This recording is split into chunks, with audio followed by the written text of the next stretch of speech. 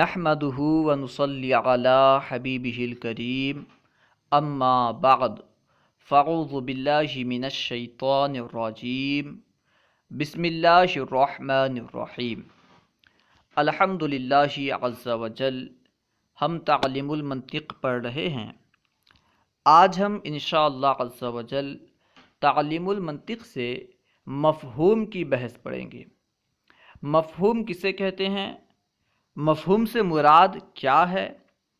مفہوم کی کتنی اور کون کون سی قسمیں ہیں؟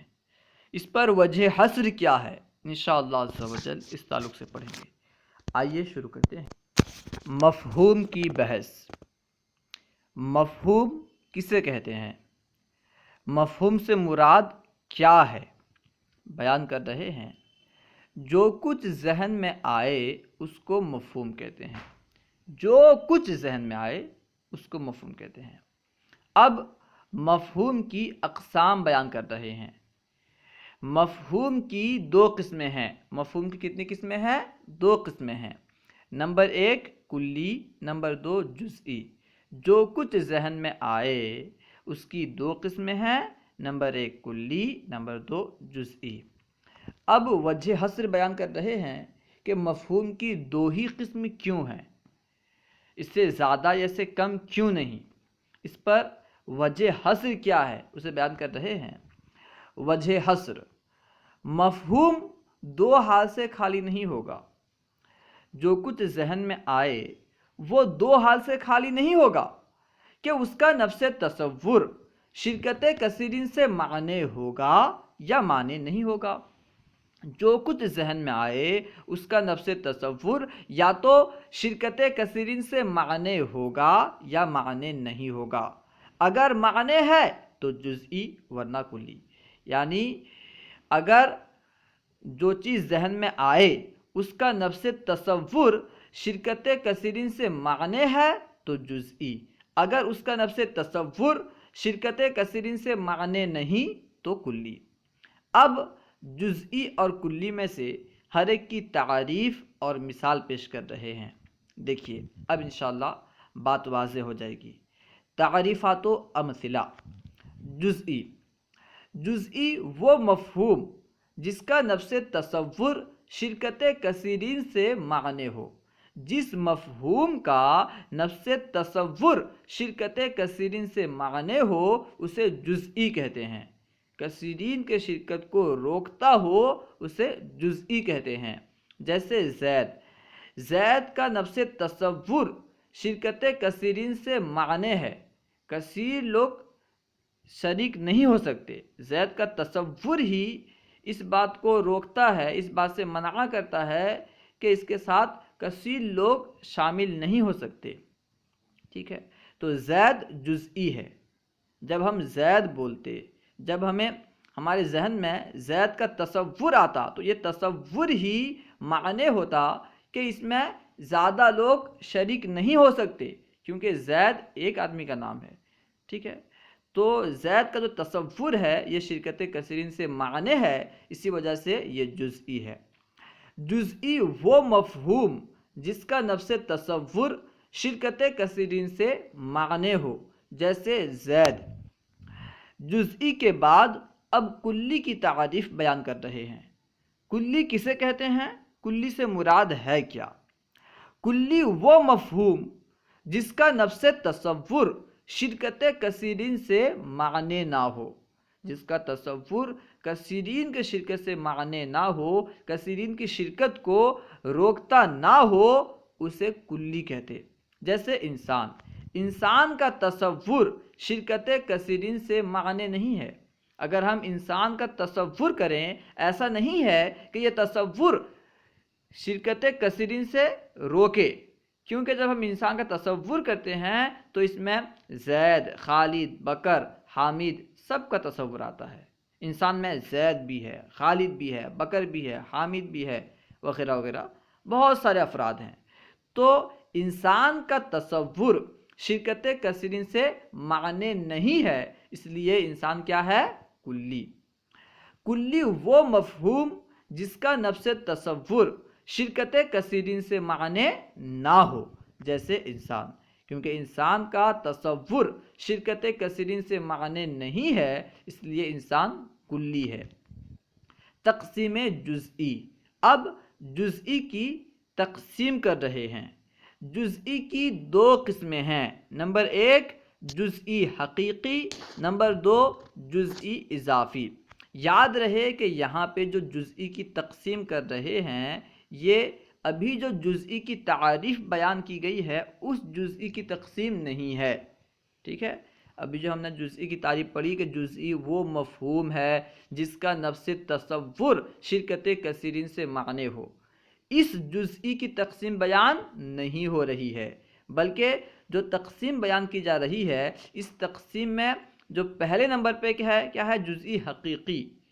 جزئی حقیقی یہی ہے جو ہم نے ابھی پڑھی، یعنی وہ مفہوم جس کا نفس تصور شرکت کثیرین سے معنی ہو اسی کو جزئی حقیقی کہتے ہیں، ٹھیک ہے۔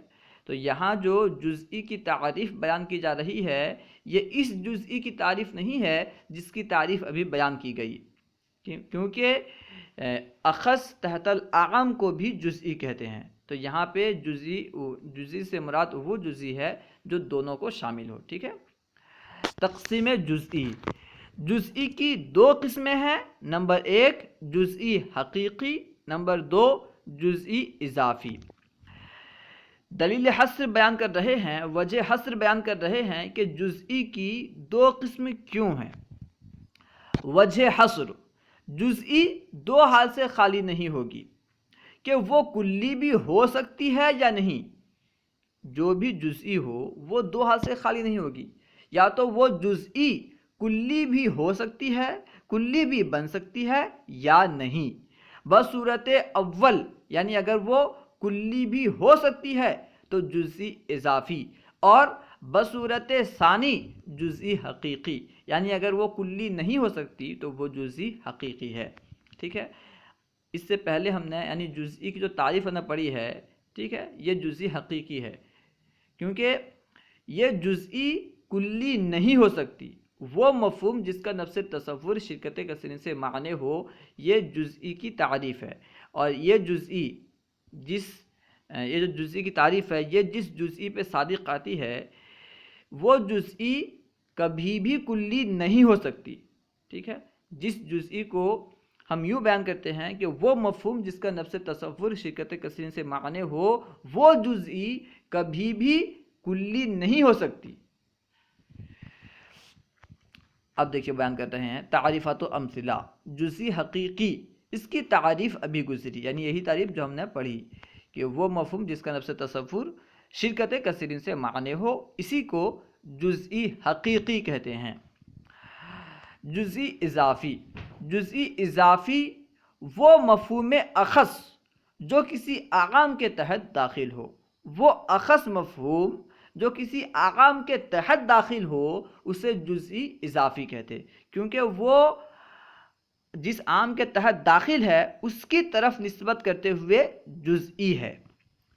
جیسے زید کا مفہوم جو کہ انسان کے تحت داخل ہے، زید کا جو مفہوم ہے، مفہوم زید، یہ انسان کے تحت داخل ہے۔ جب ہم انسان کا تصور کرتے تو اس میں زید کا تصور بھی آتا، تو زید ایک ایسا اخص ہے جو کہ اعم یعنی انسان کے تحت داخل ہے، تو زید کیا ہوا؟ جزئی اضافی، کیونکہ انسان کی طرف نسبت کرتے ہوئے یہ جزئی ہے۔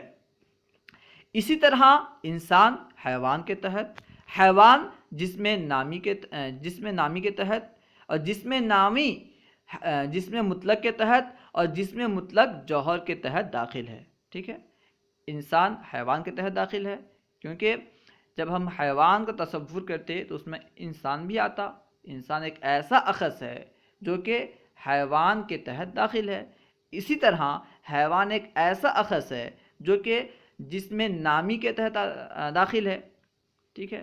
جب ہم جسم نامی کا تصور کرتے تو اس میں ظاہر سی بات ہے حیوان بھی آتا، اور جسم نامی ایک ایسا اخص ہے جو کہ جسم مطلق کے تحت داخل ہے، اور جسم مطلق ایک ایسا اخص ہے جو کہ جوہر کے تحت داخل ہے۔ لہٰذا زید، انسان، حیوان، جسم نامی اور جسم مطلق سب ہی جزئیات اضافیہ ہیں۔ زید جزئی اضافی ہے انسان کی طرف نظر کرتے ہوئے، انسان جزئی اضافی ہے حیوان کی طرف نظر کرتے ہوئے، حیوان جزئی اضافی ہے جسم نامی کی طرف نظر کرتے ہوئے، جسم نامی جزئی اضافی ہے جسم مطلق کی طرف نظر کرتے ہوئے، اور جسم مطلق بھی جزئی اضافی ہے جوہر کی طرف نظر کرتے ہوئے، کیونکہ جسم مطلق جوہر کے تحت داخل ہے۔ سوال، جزئی اضافی اور جزئی حقیقی میں نسبت کیا ہے؟ یعنی جزئی حقیقی اور جزئی اضافی کے درمیان کون سی نسبت ہے؟ سوال، جزئی اضافی اور جزئی حقیقی میں نسبت کیا ہے؟ انشاءاللہ نسبت کی بحث ہم آگے پڑھیں گے۔ جواب، ان دونوں میں نسبت عموم خصوص مطلق کی ہے۔ جزئی اضافی اور جزئی حقیقی میں عموم خصوص مطلق کی نسبت ہے۔ عموم خصوص مطلق سے مراد کیا ہے؟ انشاءاللہ آگے ہم نسبت کی بحث میں پڑھیں گے۔ یعنی ہر جزئی حقیقی جزئی اضافی ضرور ہوتی ہے، جو بھی جزئی حقیقی ہو وہ ضرور جزئی اضافی ہوگی، کیونکہ ظاہر سی بات ہے جب وہ جزئی حقیقی ہے یعنی اس کا نفس تصور شرکت کثیرین سے معنی ہے تو وہ کسی کے تحت ہوگی، کسی کے تحت داخل ہوگی، تو وہ جزئی اضافی بھی ہوگی۔ یعنی ہر جزئی حقیقی جزئی اضافی ضرور ہوتی ہے، لیکن ہر جزئی اضافی کا جزئی حقیقی ہونا ضروری نہیں ہے۔ یہ ضروری نہیں ہے کہ ہر جزئی اضافی جزئی حقیقی بھی ہو۔ مثال دے کر کے اس کی وضاحت کر رہے ہیں، جیسے زید جزئی حقیقی بھی ہے اور جزئی اضافی بھی۔ زید جو ہے یہ جزئی حقیقی بھی ہے کیونکہ زید کا تصور شرکت کثیرین سے معنی ہے، اس لیے زید جزئی حقیقی ہوا۔ نیز زید جزئی اضافی بھی ہے کیونکہ زید اعم یعنی انسان کے تحت داخل ہے، اس لیے زید جزئی اضافی بھی ہے۔ تو زید جزئی حقیقی اور جزئی اضافی دونوں ہے، لیکن انسان، حیوان اور جسم نامی جزئی اضافی تو ہیں مگر جزئی حقیقی نہیں۔ انسان، حیوان وغیرہ جو ہیں یہ جزئی اضافی تو ہیں، کیونکہ یہ انسان حیوان کی طرف نظر کرتے ہوئے اور حیوان جسم نامی کی طرف نظر کرتے ہوئے، جسم نامی جسم مطلق کی طرف نظر کرتے ہوئے جزئی اضافی ہیں، لیکن یہ جزئی حقیقی نہیں ہیں کیونکہ انسان کا تصور شرکت کثیرین سے معنی نہیں ہے۔ ظاہر سی بات ہے انسان میں زید، بکر وغیرہ بہت سارے لوگ ہیں، بہت سارے لوگ شریک ہیں، انسان کا تصور شرکت کثیرین سے معنی نہیں ہے، تو یہ جزئی حقیقی نہیں ہے لیکن جزئی اضافی ہے کیونکہ انسان حیوان کے تحت داخل ہے۔ اسی طرح حیوان جزئی حقیقی نہیں ہے کیونکہ حیوان کا تصور شرکت کثیرین سے معنی نہیں ہے، البتہ حیوان جزئی اضافی ہے کیونکہ حیوان جسم نامی کے تحت داخل ہے۔ جسم نامی یعنی بڑھنے والا جسم، ٹھیک ہے، جو بھی حیوان ہوتا ہے وہ بڑھنے والا ہی ہوتا ہے، ٹھیک ہے۔ جسم نامی میں حیوان اور نباتات وغیرہ بھی آتے ہیں، اس کو بیان کر رہے ہیں، لیکن انسان، حیوان اور جسم نامی جزئی اضافی تو ہیں مگر جزئی حقیقی نہیں ہیں۔ اللہ و رسولہ اعلم۔ اگر آپ کو کوئی بات سمجھ میں نہ آئی ہو یا درسیات کے متعلق کوئی سوال کرنا چاہتے ہوں تو کمنٹ باکس میں سوال کریں، انشاءاللہ عز و جل ممکنہ صورت میں جواب دیا جائے گا۔ اگر آپ کو ہماری یہ ویڈیو اچھی لگی تو لائک اور شیئر کرنا نہ بھولیں اور کچھ نہ کچھ کمنٹ کریں۔ انشاءاللہ عز و جل اسی طرح کی اچھی ویڈیوز بنائی جائیں گی۔ علم دین کو عام کرنے کے لیے ہمارا ساتھ دیں اور ان ویڈیوز کو خوب عام کریں، خوب شیئر کریں، کیونکہ ایک مشہور مقولہ ہے الدال علی الخیر کفاعلہ، یعنی بھلائی کی طرف بلانے والا بھلائی کرنے والے کی طرح ہے۔ اگر آپ کے ذریعے سے کسی کو علم دین حاصل ہوگا تو انشاءاللہ عز و جل آپ بھی ثواب کے مستحق ہوں گے۔ السلام علیکم ورحمۃ اللہ وبرکاتہ۔